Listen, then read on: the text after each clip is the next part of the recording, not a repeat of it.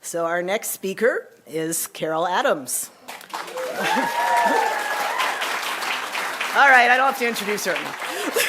Well, see, this is why I was just talking to Carol about this. This is why I'm just not just reading off what's in your program. You can do that yourself. I want to say something else, you know? So I first met Carol at the same social justice conference at Whitby where I met Christopher Sebastian. And I was honored that she chose to participate in my discussion group on gender diversity.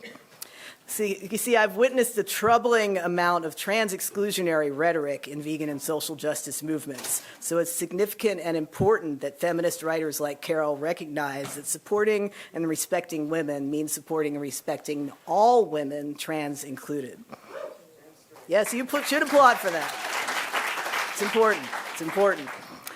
Carol has written numerous books over her long career of vegan and feminist activism. So I asked her which she would recommend that I read before this conference, and she recommended Protest Kitchen. And that was a great suggestion, and I saw that it had insightful commentary on contemporary events as well as timeless issues, as well as some really great-looking recipes.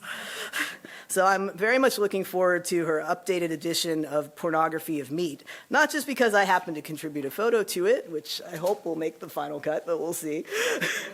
Oh, all right. Well, hey, you'll get to see it. Cool. But also because people really need to see the explicit sexism that's so prevalent in the animal industry. And sadly, as Carol has called out, this sexism is prevalent in vegan and animal rights movements as well. With that, I introduce to you Carol Adams. Yes, I'm elbow bumping today. I have to go babysit a 4-month-old grandchild in a little while, and I promised I would elbow bump being in Berkeley, where the coronavirus, well, the Trump virus has come to the United States. So Protest Kitchen, the original title was The Anti-Trump Diet. And publishers in 2017, when Trump was first elected, said, oh, he's not going to be around long, so changed the title. And so I've always said it's the first time a publisher's optimism disappointed me. Anyway, I want to thank PAX for their work today, helping move us through like an usher the day. Everybody at UPC who helped organize this, Karen and Hope for inviting me, everybody who prepared the meal and is cleaning up from the meal. So trying to be an and my sister and fellow speakers who came before me, thank you so much, Lauren, Sebastian, and Karen. Trying to be an anti-racist feminist vegan. This presentation is divided into 4 parts. The white world became too happy for civil rights. A little anti-racist feminist vegan theory, the pillow of racial innocence, and 10 suggestions for us whites dealing with our white privilege. Part 1, the white world became too happy for civil rights. In October 1962, we who lived in the United States learned that Soviet nuclear missiles were being shipped to Cuba. The week in which we seemed on the brink of nuclear war is called the Cuban Missile Crisis. The threat of nuclear war never seemed so close. President Kennedy's dry wit was supposedly on display when, during deliberations with his aides, he asked, "Can they hit Oxford, Mississippi?" The enrollment of the first African American at Ole Miss, James Meredith, had just happened. Amid white riots with 2 deaths and many other injuries and political gamesmanship involving a governor who did not want to desegregate, amid all that, Meredith had enrolled. In fact, while President Kennedy was on national television saying it had all happened peacefully, hell was breaking out on the campus in Oxford. Taylor Branch, in his monumental Parting the Waters, America in the King Years, explains that after the Soviets agreed to withdraw the nuclear missiles, Martin Luther King wrote that civil rights no longer commanded the conscience of the nation. As Taylor Branch tells it, the white world became too happy for civil rights. The whites in Oxford had not changed. Despite federal mandates, the tactics of states who were failing to integrate had not changed. Discrimination in housing that was federally sanctioned had not changed. The FBI investigating Martin Luther King had not changed. The forcible denial of the franchise to black citizens had not changed. Whites who murdered blacks trying to help people register to vote weren't being prosecuted, and if prosecuted, were being found not guilty. But whites were too happy for civil rights. White privilege protected them from recognizing how limited their response was. The Cuban Missile Crisis over, it was no longer life and death for most whites. But for non-whites, the blacks and brown people of our country, it was another matter. Until recently, isn't that how so much of the animal rights movement has been framed by the white world? When do we who are white, vegans, and animal rights activists feel too happy or any other emotion for civil rights or women's rights or immigrant rights or LGBTQIA rights? Here's some examples.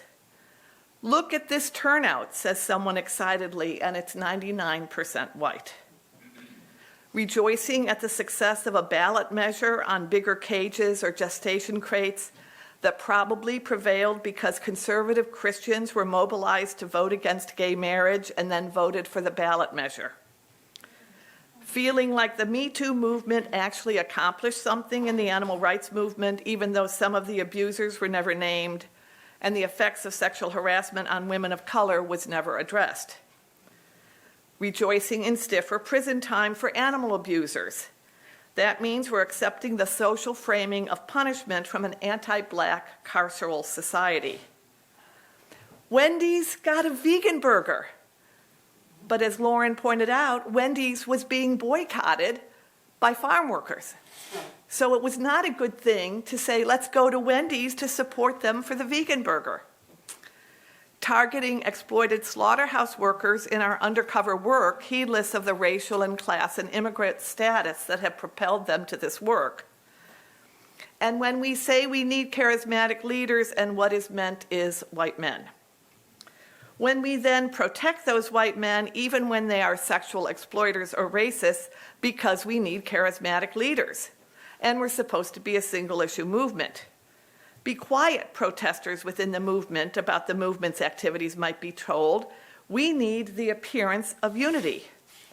Be quiet, don't talk about racism. Don't talk about sexual harassment. Don't talk about the dissing of grassroots activism.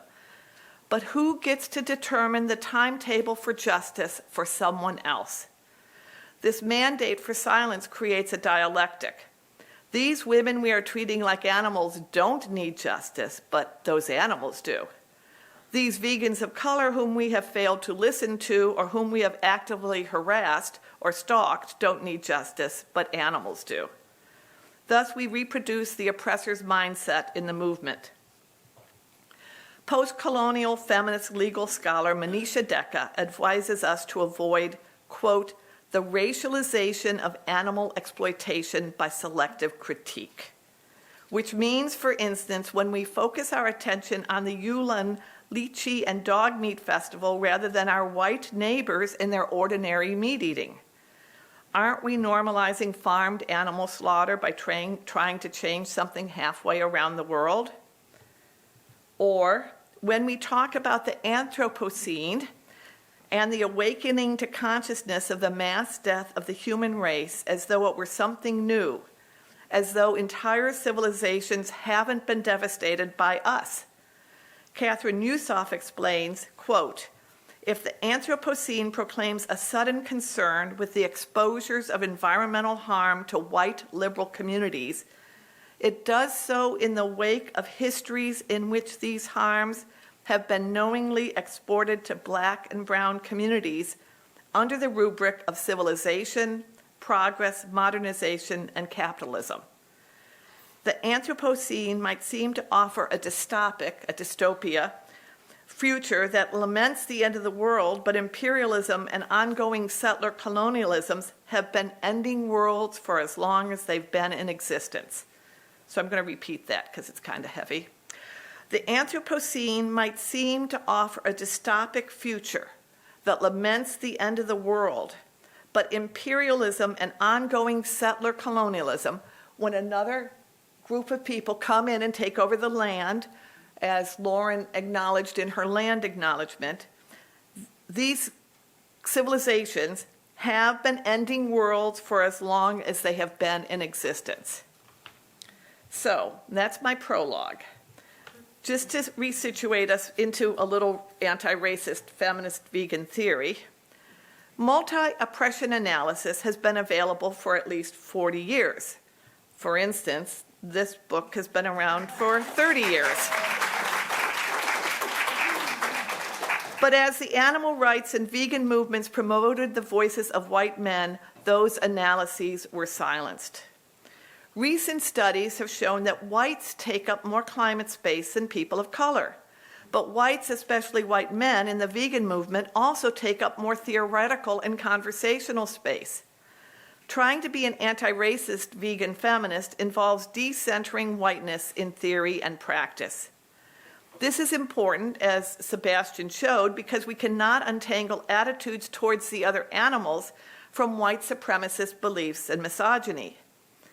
White male supremacy and settler colonialism constructed perceptions about land, people of color, gender, and the other animals, while valorizing forms of animal protein, including what's called dairy, over plant protein. In other words, Western cultures co-constructed meat-eating, masculinity, nationhood, and white supremacy. The problem of meat-eating and dairy in our culture is a problem of whiteness and white colonialism. You could say that the sexual politics of meat was a way that white Western men crafted a perspective that imposed a white supremacist and misogynist condition of life for white women, people of color, and the other animals. So, for instance, be a man, eat like a man up. This is from Melbourne. Then be a man and add it to your freaking burger.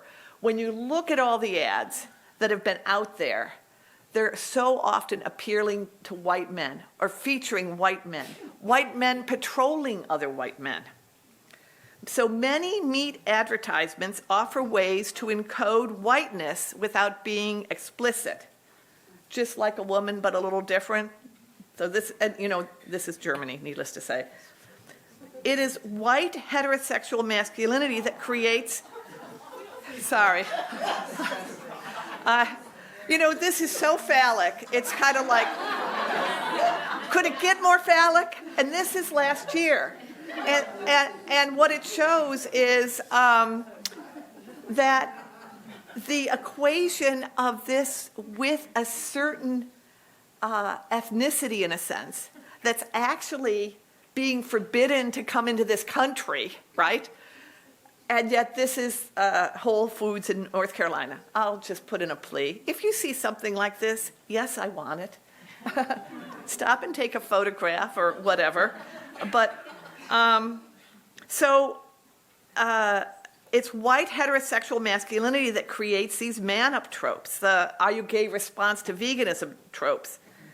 This is T-bone instead of tofu.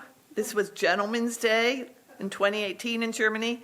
There's a hostility to tofu and other non-Western proteins. That's part of white supremacy, to deny that there can be any other kind of protein except protein that comes from animals. And then look at the whiteness in these ads. Chicago, this is from last month. This has so much going on. Just get pornography of meat because I can't even tell you everything going on there right now. Rochester, this is what I call the pink washing of the pornography of meat. So first her breasts are now ribs, a rack, and then they're raising money against breast cancer with a T-shirt. So it's just levels upon levels. But there's all this whiteness. And pink washing anyway for breast cancer was all about white femininity, white middle-class femininity. Here's France. It's always about the cow's relationship to us, the consumers. There's no little calf who's the consumer, but also there's whiteness here. So love Irish dairy and it loves you back. Eek. So here, this one was taken by PAX when they were at the BART station at Powell Street last year. She's ostensibly showing you, do you want to be on top of a lot of dead animal meat or do you want to be on a mattress? But Again, here's whiteness, femaleness equated with meat. So the intersection of race, gender, and species is always happening. We have to figure out in what ways it is happening. In obvious ways, by racially marking an animal as non-white. Now, this doesn't happen a lot, where the animals are marked as non-white. So this is unusual, but when it happens, it's often with beavers. This is actually a three-dimensional sign in upstate New York, so that if you're looking at it from the side, her breasts jut out. So, or by seemingly not racially marking an animal. There are a lot of these pig transport trucks in Europe with sexualized animals on the back. Or celebrating whiteness, gendered as consumable and deserving consumption. This is a cow's head put on the Venus de Aburno by Titian. So meat advertisements are saying something about race as well as gender and species. We have animalized, racialized women and feminized, sexualized, and racialized animals. The perspective represented, I got carried away about whiteness and didn't go forward. So animalized, racialized women and feminized, sexualized, and racialized animals. The keynote kept correcting me and changing it to and radicalized animals. And I said, well, I thought, well, that too, but that's not my slide. So the perspective, yeah. Now, I will say this, that it was so quickly criticized they took it down. But the fact is somebody thinks of these things.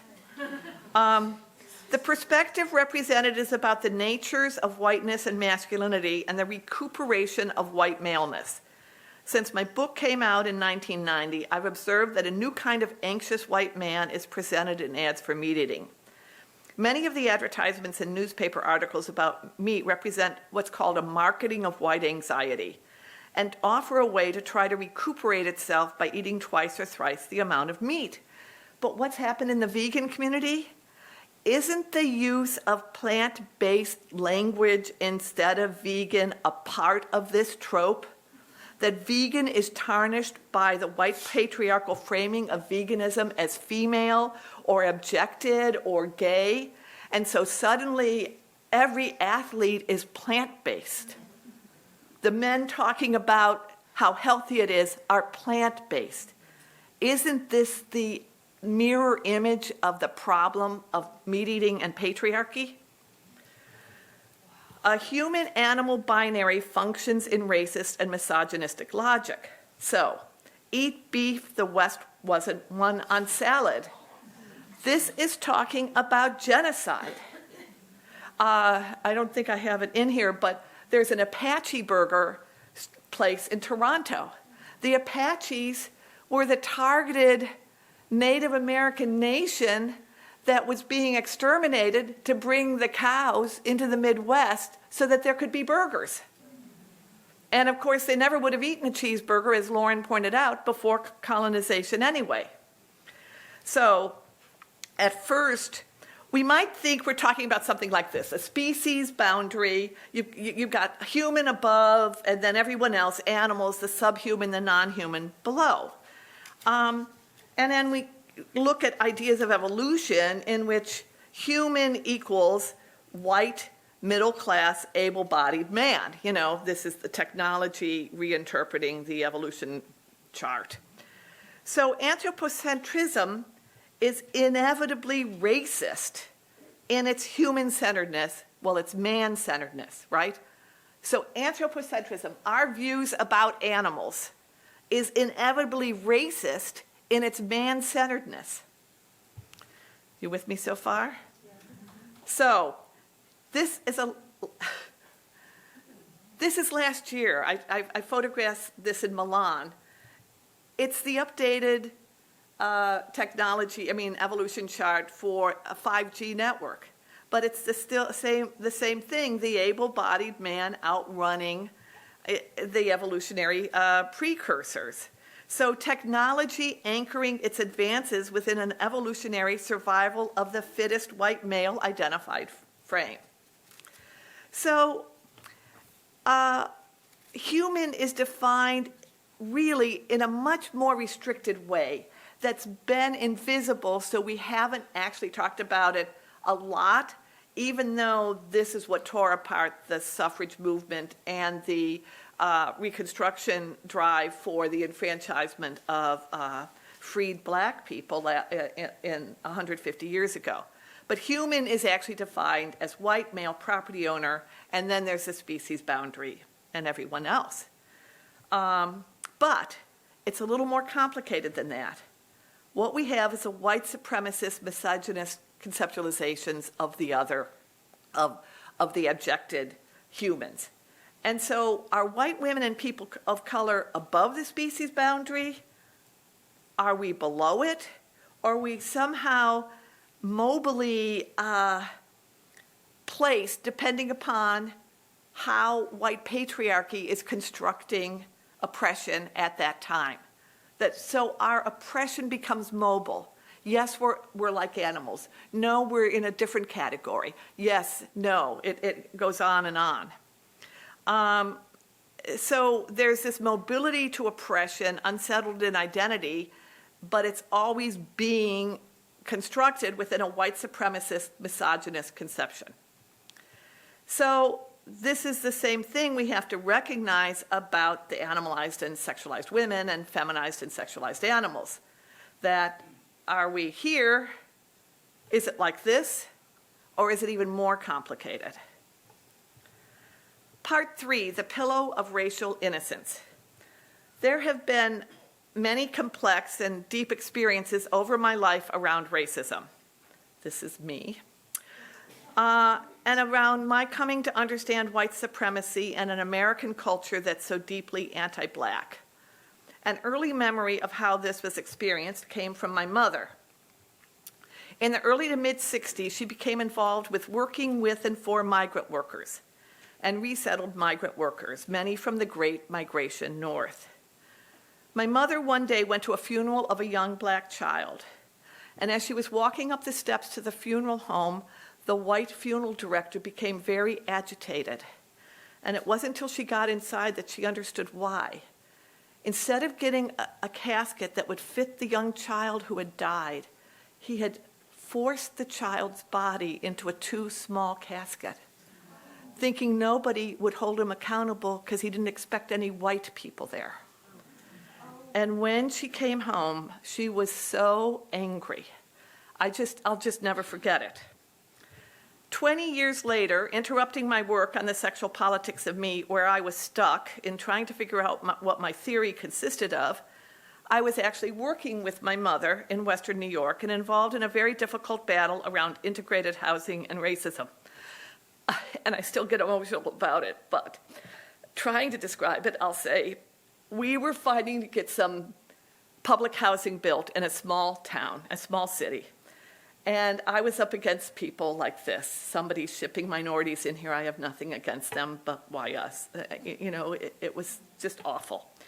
So the Department of Housing and Urban Development had suspended funds to this city because it had failed to build 100 units of public housing. And I was the chair of the NAACP Housing Committee and was advocating for the housing. So this is what happened. Boos ring out. According to Ms. Adams, Dunkirk is in violation of the Fair Housing Act. It's just not a matter of turning down HUD, she said amid heckling and boos. Now, I will say, heckling and boos were great preparation for being the author of The Sexual Politics of Meat in 1990. But this is another searing memory. The anti-housing white organization selected as their president a man who lived across the street from my spouse and me, as punishment to us for being pro-housing. They speculated on the radio about my marital status, how many illegitimate children I had, sexism, whether I'd kept my name because I'd married a black man, racism, my spouse was white, and all of this, again, is good preparation for Rush Limbaugh hating the sexual politics of meat for many years. But one terrible day stands out. So according to the Fair Housing Act, whites, too, are hurt by the failure to have integrated neighborhoods. So when we sued the city and the federal government, we had 3 sets of plaintiffs. Black homeowners, white homeowners deprived of the benefit of living in an integrated community, and black renters deprived of good housing. I became friends with all the brave plaintiffs, but in particular with Ethel Mary and her mother, two of the black renters. Ethel Mary had lupus. She became very ill and was in the hospital much of the time during the suit. The day she died, I bicycled down to see her mother and her siblings. And when I returned home, all the anti-housing people were parked on my street for a meeting across the street from my house, and all I could think of was their inhumanity. All anybody wanted was to live in a house that had water and no rats and was safe for children. And all they could do was spend their time hating all of us. I just was so shocked. Anyway, this is part of a journal entry from that time, the early 1980s. Racists who do not see that they're being racist. If this is true as a paradigm, racists do not see racism. What is there about me that is racist, but I fail to see it? So let me tell you about Thomas Jefferson. As an elderly man, Jefferson recalled that his first memory was of being handed up on a pillow to be carried by a slave on horseback. A person held as property carried a child on a pillow. For Jefferson, and for us who are white, privilege is depoliticized and experienced as pleasure. I think of this as the pillow of racial innocence, an existence, a culture so dependent on the oppression of others, but the memory is of comfort and protection and a mobility that depends on others. I've been reading this book, Civil Rights in the White Literary Imagination. The author writes that after the end of the Civil War, the reunited United States had to confront the narrative of the Civil War. Was it a war seeking to end the evil of holding some people as property? And did it actually succeed in ending that? Or was it a courageous challenge by some states to protect states' rights? Was it a vanquishing of this evil of holding people as property, or was it brother fighting brother? Did white supremacy nearly destroy the nation or not? As we know, the narrative shorn of white supremacy was chosen. Thus, once the federal government withdrew from southern states, all the progress achieved through Reconstruction, blacks elected to Congress, blacks holding local government positions, blacks owning business, was lost as apartheid laws, quaintly called Jim Crow, were put in place. The author, Gray, calls it a time that allowed for the preservation of American innocence by enshrining racial difference. Sebastian referred to this as American exceptionalism, and that's another way of thinking about this, American exceptionalism, where we've always believed in freedom, so-called. As the cause of the war, the evil of holding people as property was allowed to be distorted, disrupted, and ultimately ignored in favor of the South's narrative. American cultural romance trumped over reality, sentimental remembrance won over ideological memory. So just bear with me, and we'll get to vegans. Did our government, federal and state, uphold U.S. apartheid? Of course. This book, Hitler's American Model, makes it clear. The United States was the global leader in race law, involving legal degradation, population engineering with laws against miscegenation, race-based immigration, and the extermination of Native Americans. When in the 1930s, Hitler went looking for laws to draw upon for his goal of exterminating the Jews, he found a great resource in U.S. laws. Meanwhile, Saidiya Hartman, in Scenes of Subjection, writes, "The negrophobia of the slaveholding republic is borne aloft to the present, where it finds expression in environmental racism, residential and educational segregation and degradation, as Lauren illustrated, the school-to-prison pipeline, mass incarceration, police violence, and other institutionalized mechanisms for continuing the savage quantification of life in person." But to admit that the government upholds U.S. apartheid? No. The problem becomes, says Ronald Fiskus in The Constitutional Logic of Affirmative Action, that when seeking to redress a societal injustice, such as the legacy of racial discrimination, as long as whites are perceived, which is to say perceive themselves, as innocent, no degree of burdening them with responsibility will appear principled. So this premise of our innocence continues to determine the possibilities for social justice even in post-civil rights, post-colonial, post-modern, post-9/11 American. So here are my thoughts. Is what goes on in the animal rights movement a deflection of responsibility for white supremacy? Not only because whiteness scans as racelessness, but because of a narrative of innocence, that our caring for animals supposedly makes us innocent in the face of social oppression, not only because of the structural inequality of our culture, but because we're helping the most oppressed of the oppressed, as some say. I know we're not innocent in terms of knowledge of what is happening to animals. It's painful knowledge, and we all bear it. But is this awareness somehow forging within us a sense that other social responsibilities have been purged by the enormous weight of the knowledge about what's happening on the other side of the species barrier? I know it's a huge burden, but if it is also functioning to release us from having to be attentive to what else is going on, then we have a huge problem, and we have a huge problem. Do white animal rights activists and vegans see their turn toward the animal as giving them back a state of innocence? And within that framework, there's no place for awareness of white privilege or other privileges, male privilege or class privilege or gender privilege or cis privilege or citizen privilege, to provoke awareness of the privilege they have. So does the halo of innocence make something that is clearly political, apolitical, and hidden underneath the pillow of our privilege, our white privilege? So our task is to recognize we aren't innocent, and our disavowal of responsibility is naive, and we have work to do.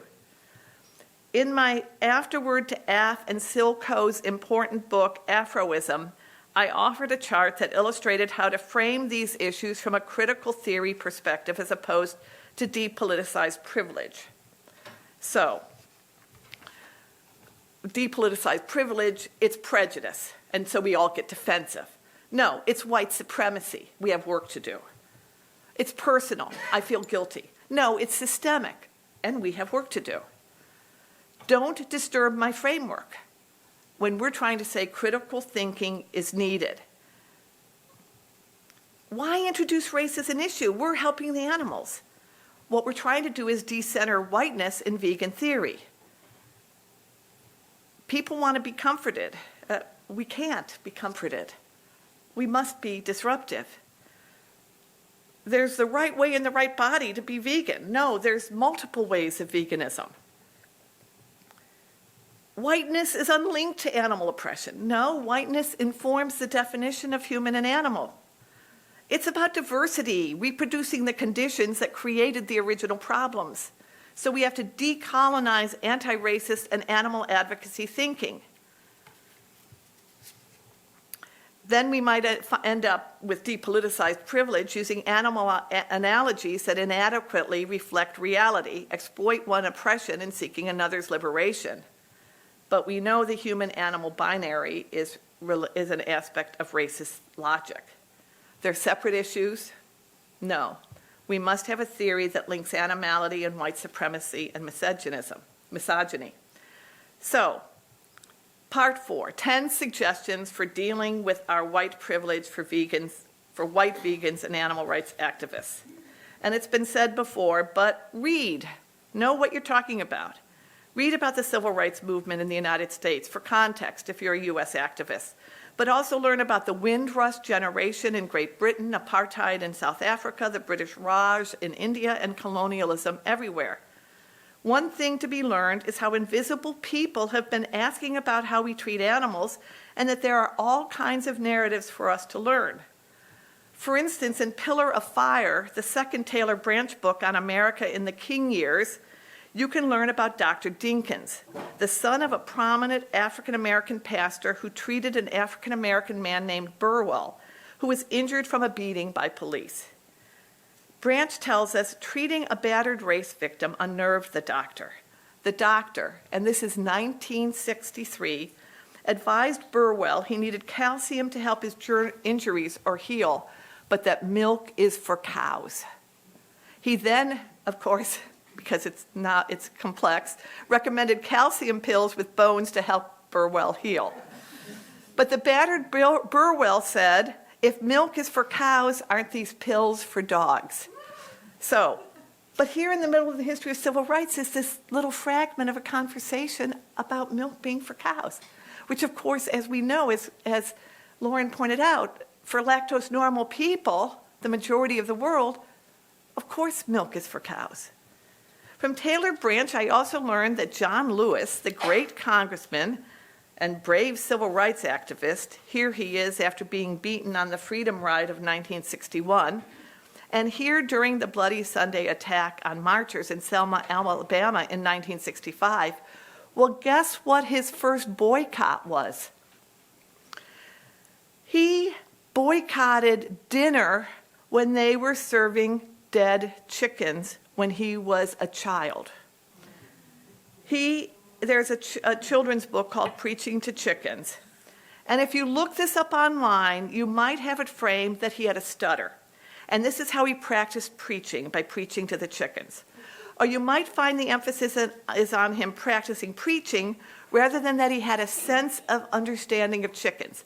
And again, it's a fragmented history, it's not complete, but according to Taylor Branch, Lewis had no feeling whatsoever for hogs, dogs, or most farm animals. Okay, it's uneven. But endless hours of study convinced him, and this is for you, Karen, that chickens were worthy of adoption as the world's innocent creatures. Whenever a chicken was killed for dinner, Lewis cried hysterically and boycotted meals. He refused for days to speak to anyone in his family. When he turned 8, he did begin to preach to chickens. And this book and all the literature you can look at, it does not seem to recognize that while it's in the realm of possibility that an 8-year-old might want to preach, it's not in the realm of possibility that an 8-year-old might feel sympathy for chickens. Rule number 2, be an ally, not an interloper, and don't presume you know what ally means. 3, don't ask vegans of color how to do the work of dealing with white privilege. Read Vegans of Color and you'll learn. Read about white privilege. Vegans of color are doing incredible vegan philosophy and theories, vegan cooking and vegan activism. Listen to and read them. Sebastian, Black Vegans Rock, read PAX, read Chili's on Wheels, read Breeze Harper, read Lauren and Food Empowerment Project, and read who they cite. Read books like Afro-Dog, Afroism, Decolonizing Our Diet, Dangerous Crossings, Race, Species, and Nature in a Multicultural Age by Claire Jean Kim and Sister Vegan. Learn how to recognize when you are making universalizing statements that are actually partial. All vegans this, or all vegans that. When we tell a black vegan that she should not be offended by being called an animal, you should be happy to be compared to an animal, but fact, if only black vegans are labeled as animals, it is not a good thing. 5, don't cause racial harm in working for animals. When we whites hear we are beneficiaries of white privilege, we often become defensive and then enact white privilege. Don't be ashamed if you are called out for doing something racist. This isn't about our emotions. Shame personalizes it. We are beneficiaries of a system entangled in white supremacy. It doesn't mean that we might not also be experiencing the effects of oppression as white women or LGBTIA or workers, but we experience these oppressions while being white, and our whiteness positions us differently. I tried to learn a methodology for confronting the racism that goes unacknowledged. Assume my own ignorance, and if I have received feedback that something I said or did or endorsed was racist, here's a critique and be thankful for it. In Why I Am No Longer Talking to White People About Race, Rennie Edo-Lodge writes, those who perceive every critique of white-dominated politics to be an attack on them as a white person are probably a part of the problem. 6, In the face of white supremacy and anti-black behavior, don't be silent. Eliminating racism in the vegan and AR movements is by definition the work of white vegans. When our space is white or mostly white, call attention to this. Edo Lodge writes, support looks like white advocacy for anti-racist causes in all white spaces. Support looks like white advocacy for anti-racist causes in all white spaces. Whites, white people, us, you need to talk to other white people about race. This includes in vegan and animal rights spaces. Who is absent from the vegan table and why?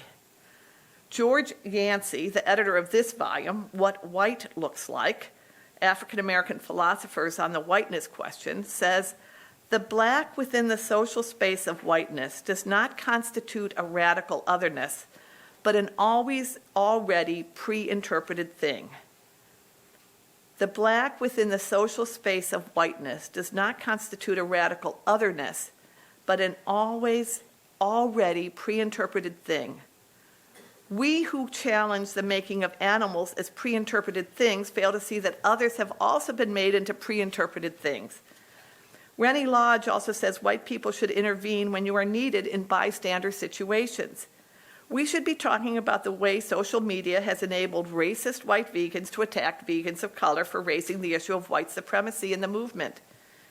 Yancey says we've been seduced by whiteness, and let's be truthful, we have. We who are white have. It gives us power. He refers to the representational power of whiteness. How is veganism represented by white vegans? About 15 years ago, I was asked to blurb a book that was designed to help people go vegan. And it was just copious photos. And people serving and eating food, vegan food. 98% of the photos featured white people. And I reached out to the author and I said, you know, haven't you noticed you have a problem here? And the answer from the author was, well, they're mainly of me.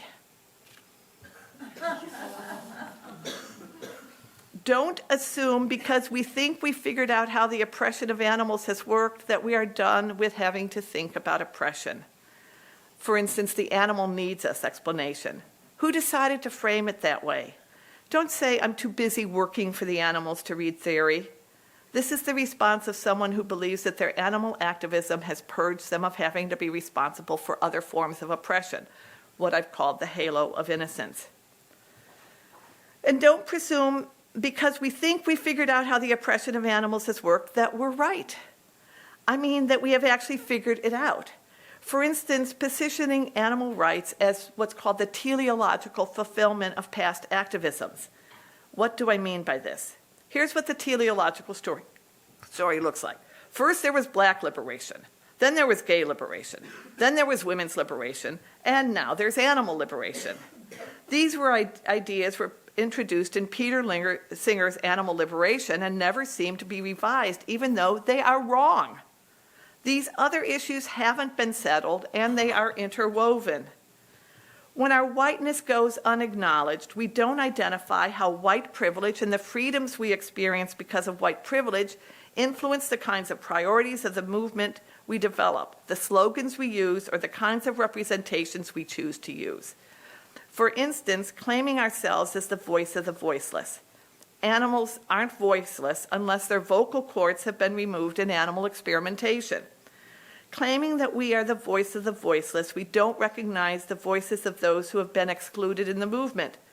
So it helps to maintain a demarcation between all humans and the other animals, rather than recognizing how white supremacy, misogyny, homophobia, transphobia, xenophobia also silence.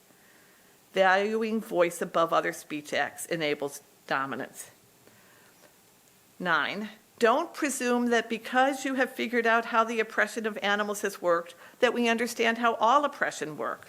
For instance, making analogies, X is like Y. In this case, animal oppression is like the Holocaust, or animal oppression is like slavery.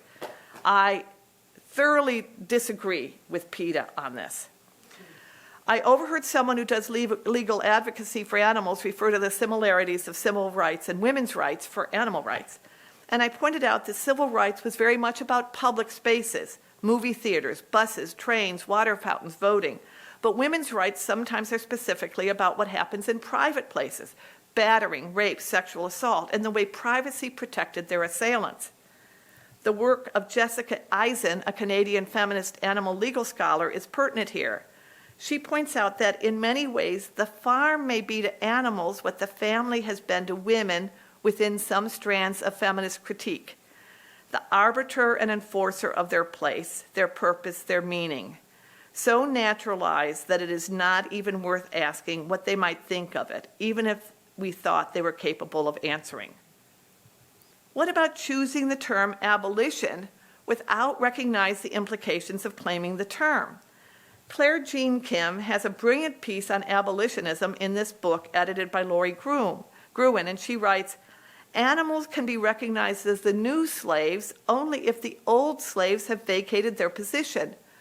She also says animal abolition gestures toward the moral centrality of Black oppression, but only after it safely incarcerates it in the past. She doesn't call it the halo of innocence, but these arguments about animal abolition that presumes something having to do with Black slavery is safely in the past seems consistent with this white national discourse of innocence.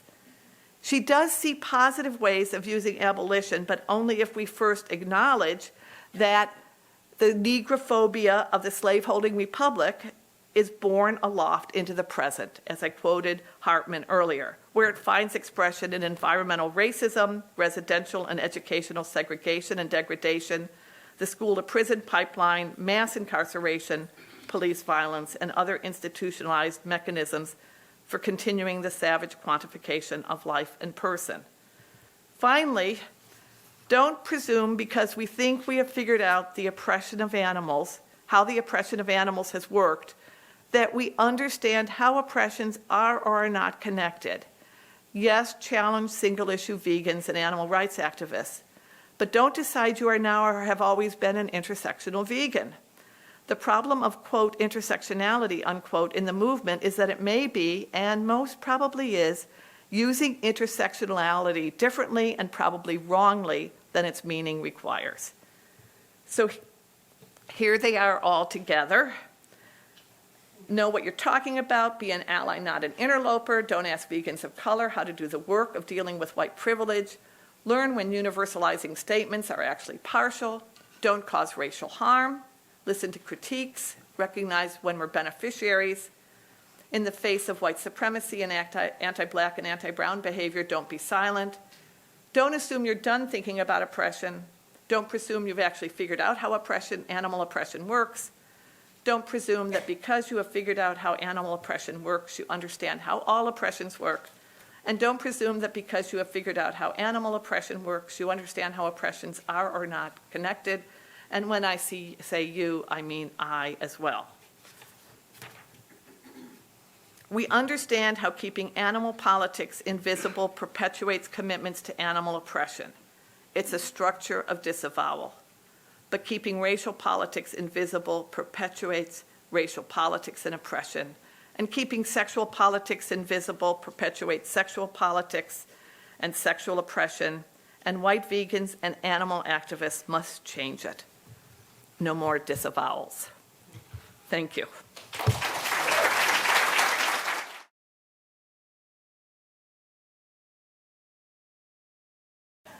Thank you so much for that talk. I feel blown away by everything that you shared. And there were a lot of references that you gave that I would really love to educate myself on. Is there a place that I can go or we can go to have a list of those resources where we can better educate ourselves? On February 1st, I tweeted and February 1st and February 2nd, I tweeted 2 long series of tweets about what we should be reading as whites. It was just a beginning, and then I had to meet a deadline. But you could start there. You can also email me from my website, and I can send you that. And then when this video goes live, you can stop it at any frame. I know it was a lot. Okay, I'm going to embarrass a friend here. My friend, Patty Brightman, who's also a co-author of yours, pointed out an instance of what to me was invisible white privilege. Patty's a New Yorker like me, so she jaywalks, or used to jaywalk. And she told me that she discovered that black people are arrested for jaywalking when white people aren't. And so she was going to stop jaywalking because she felt it was exercising white privilege. Can you think of other ways that are where we are invisibly exercising white privilege because people of other races are being punished for things that we get away with? Living. I mean, I'm sorry, I'm not being facetious. Where do you begin? It's everywhere. It's our lack of self-consciousness about where we shop, or when we're talking about things and we just assume everybody else is going to a good school, or I mean, it's just endless. It begins with the pillow of racial innocence, and extends out. But you might want to read Why I'm No Longer Talking to White People About Race. That would help. Hi. My name is Mama Aya. It's important for me, I feel, to ask the question, or just to make the statement, to thank you first off for your research, because it's an unusual atmosphere, I think, in the realm of what we are all vying for, which is peace on earth, peace within our bodies and peace on earth, and to involve questions regarding the separation of consciousness inside of race modality is very important. And I found in a conference I went to last year in Berkeley for the Animal Rights Conference, what I saw was a sea full of white faces, very beautiful, all very caring about changing our world, all very caring about animals. But when there was opportunity for faces of color to share their perspective, they were shut down. This was a very, very common sentiment, I found, in a huge conference full of people in discussion, and the voice of people of color was often, with the opportunity to be heard, the mic was taken away, or they were never given an opportunity to be heard. Now, this is just one small sentiment amongst a sea of very caring individuals that are vying for something at the crux of humanity, the change and precipice of humanity. But I find that your particular perspective is very unique, because there was a particular slide you showed about where the sentiment of the white woman stands in the conversation. And you had her sort of above the fray and below the fray of question. And I find that she is a very important cog in the wheel of change. Because when you're looking at race issues such as with Emmett Till, people who, black characters, if you will, black men, if you will, who have ever expressed interest or attraction towards white women, I find that this is a particular sentiment that's deeply fearful in the psyche and consciousness of what you call white supremacy, which really I consider to be more vast a construct, which is retaining a notion of a genetic stability, and it is the crux of separation consciousness. So what you're seeing here is an issue of perceiving one as separate from your own sincere reflection. That's the crux of the issue. And so I'm really grateful for your research, and I'm really grateful for your inviting the question of, in the ideal of all this atmosphere of us wanting to change our world, wanting to see people invited into the fray of participation and not being shut down, and in fact being welcomed and made a space to have their voices be heard, so the perspective can be seen. So thank you so much. Thank you, everybody. Let me just say, if that was the DXC conference, it's got a lot of other issues too. So I'm just going to footnote that. Thank you, Carol.